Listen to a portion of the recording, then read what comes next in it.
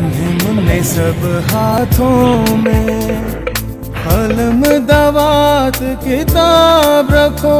که چېرې تاسو د بټخیلي په بازار کې پیدل تللی نو تاسو ته به په تنورونو هوټلونو ګاډو او ورکشاپونو کې واړه ماشومان په کار کې بوخت په نظر راځي. تاسو دلته کار ولې کوئ؟ دا تپوس ما د ماشومان نه وکړو، جواب یې سره کو. تاسې هم واورئ. لکه غریبي ده که نه، دا پلار مې د کپړو دوکان دی، هغې کې د بل چې هغه دی که نه لږه کرایه باندې اخیستی دی. غریبي ده، بس د دې دپاره ټولو دا پیسې نه دي، دا مې مور ده بیا ورکومه. دا بیا هغه پیزان دی یا جامې یا پیزان ده، جامې د غریبي صفاقۍ ده، هر څه پرې راوړي که نه، کور خوراکه پرې راوړي. غریبان څو روپۍ ورځ ته میلاوېږي؟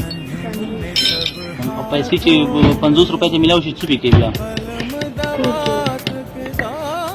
پلار دې څه کار کوي؟ دیاړي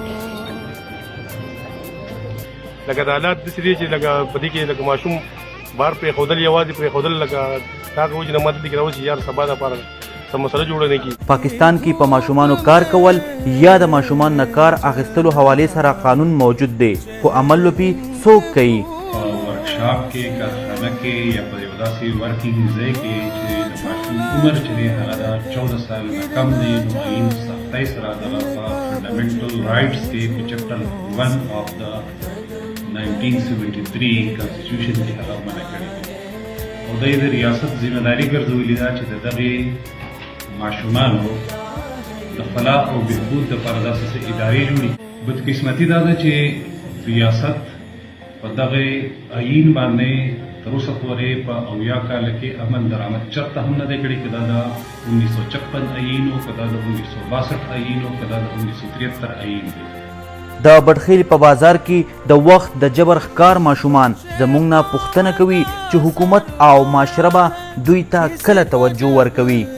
که چېرې موږ د پاکستان مستقبل ښه کول غواړو نو د دې ماشومانو د لاسونو به اوزار اخیستل غواړي او قلم به ورله ورکول غواړي.